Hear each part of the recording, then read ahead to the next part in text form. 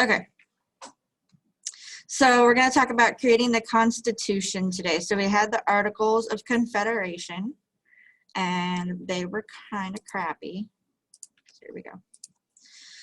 So the delegates abandoned the Articles of Confederation and established a limited and representative government, and they divided the government powers among the three branches that we know today. The Virginia Plan was supported by populous states and the proposed legislative representation based on state population. The New Jersey Plan, supported by less populous states, proposed equal representation for each state.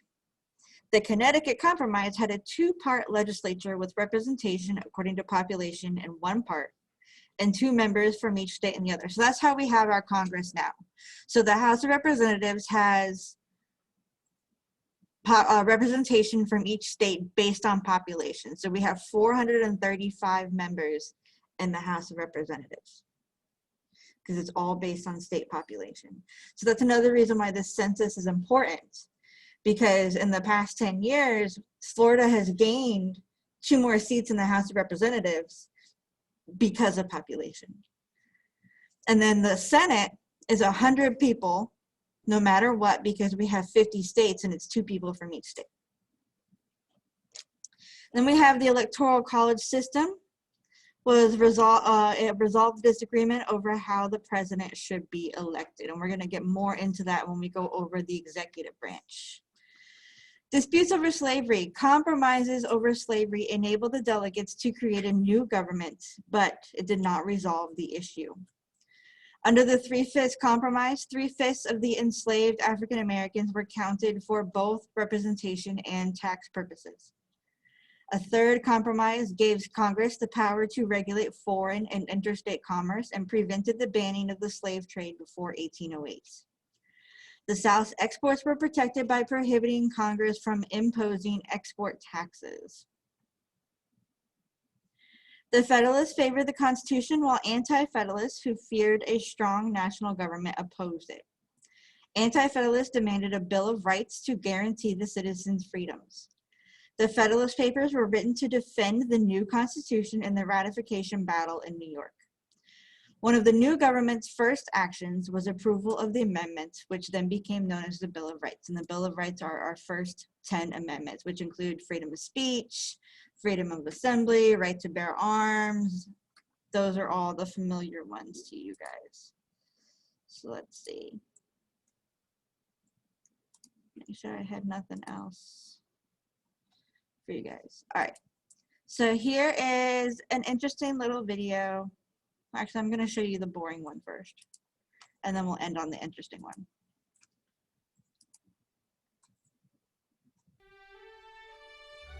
On September 17, 1787, a convention of delegates meeting in Philadelphia adopted the Constitution. That was the first step towards it becoming the law of the land. Now, the states had to ratify it. The convention ruled that only 9 of the 13 states needed to do so for the new government to go into effect. There were strong opinions on both sides of the ratification issue. Those who opposed it were called Anti-Federalists.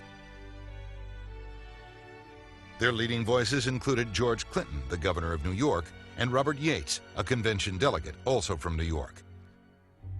They believed the Constitution gave too much power to the federal government. They also criticized the absence of a Bill of Rights guaranteeing individual liberties such as freedom of speech.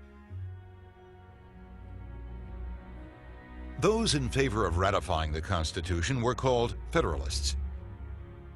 Their spokesmen included founding fathers Alexander Hamilton, John Jay, and James Madison. They expressed their views in a series of essays known as the Federalist Papers, considered by many to be the best commentary on the principles of government ever written. The Federalists believed that an energetic federal government was needed to protect the nation and ensure its prosperity. They opposed the inclusion of a Bill of Rights, fearing that it might be interpreted as the only rights people had. As the states debated whether to ratify the Constitution, it became clear that without a Bill of Rights, it would not be accepted. The Federalists conceded the point and agreed to recommend a list of rights that would eventually become the first 10 amendments of the Constitution. On June 21, 1788, New Hampshire became the 9th state to ratify. Upon receiving the news, the Congress of the Confederation set a timetable for the start of operations under the Constitution. On March 4, 1789, the government of the United States as we know it officially began.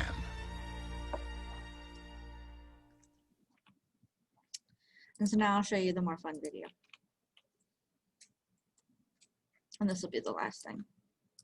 It is I, George Washington, President of the Constitutional Convention.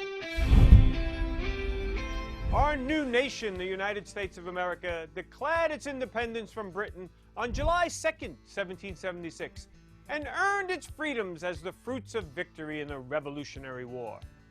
But then came the hard part. Once Britain was defeated, we were now tasked with ruling ourselves. Our first attempt of government was the Articles of Confederation, but it failed miserably. No army, no navy, no power to tax, no leader.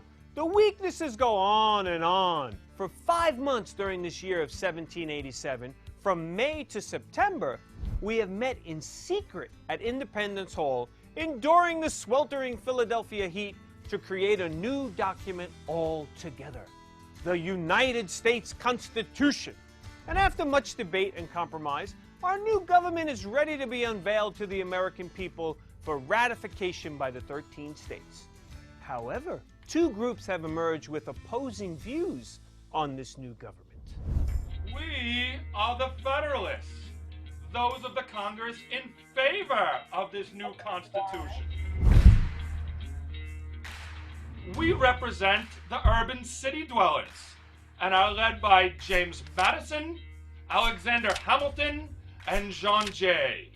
Our best and brightest minds have thought long and hard to combine the best elements from the best governments of the past to create a unique government the world has never seen. We have written 85 essays called the Federalist Papers to explain our Constitution and encourage ratification. Not so fast. Not all are in favor of this Constitution. We are the Anti-Federalists. Members of the Congress who are against the Constitution. We represent the farmers and are led by Thomas Jefferson, Patrick Henry, and Samuel Adams. The Constitution renders our federal government, or the central government, way too strong. The power should remain with us and the states. The limitation of government is the surest record of the happiness of the people. You have witnessed the failure of the Articles of Confederation, a failure that can be attributed to our government being too weak and possessing too little power. Only a strong federal government can fix the problems caused by the Articles. Only a strong federal government can get us out of the debt from the Revolutionary War. Nothing is more certain than the need for government. Ha! How fast you Federalists forget. Long have we endured the powerful British government under the tyranny of King George. And after so recent a triumph over the British king, after blood has been spent, it is truly astonishing that a set of men among our Americans would champion a government that would destroy our liberties. You will bring back an all-powerful monarchy. How short-sighted you Anti-Federalists are. The safeguards we have placed in our Constitution, the checks and balances, the separation of powers, will never allow our government to grow to the injurious size of Britain. We cannot listen to 13 separate voices, or nothing will get done. Like it or not, the government must be more powerful than the states. The people must give to the government some of their natural rights in order to provide it with power. We will not ratify this Constitution without a Bill of Rights, or a list of the rights of all citizens, guaranteeing that they will never be violated by our government. The Constitution is sufficient enough as written to protect individual rights. Gentlemen, Please. We will not ratify the Constitution without a Bill of Rights. Oh, fine! We will add your Bill of Rights as the first 10 amendments to the Constitution to ensure the liberties that you believe the Constitution violated. Any bright ideas? Oh, I don't know. Freedom of speech, religion, the press, General Assembly. You know what? Name a right. We should add it. It is now 1790. It took 3 full years after Congress completed the Constitution for all 13 states to ratify it. It would take another year before we ratified the Bill of Rights. Delaware signed it first, and Rhode Island signed it last. And the Constitution is now the new government, the law of the land. This Constitution created the position of president, and I happily served the first 2 terms to lead our nation. However, the debate over the Constitution and the role of government is far from over. The rivalry of the Federalists versus the Anti-Federalists will continue all the way to present day in the form of our political parties. I tried to warn against this in my farewell address, but America has always seemed to ignore my advice. So just a silly little video. All right, so now what you're going to do, work on the creating the Constitution reading essentials. I switched around the reading essentials. So now you should see the submit assignment button up here. And I added some pictures. And then here are the 3 questions. Remember, do not Google and copy and paste from the internet because I will mark it as 0 and you will not be able to redo it. Answer the discussion question, complete the quiz, and then work on the foundations and origins post-test. And now I will release your computers. Give me 1 second.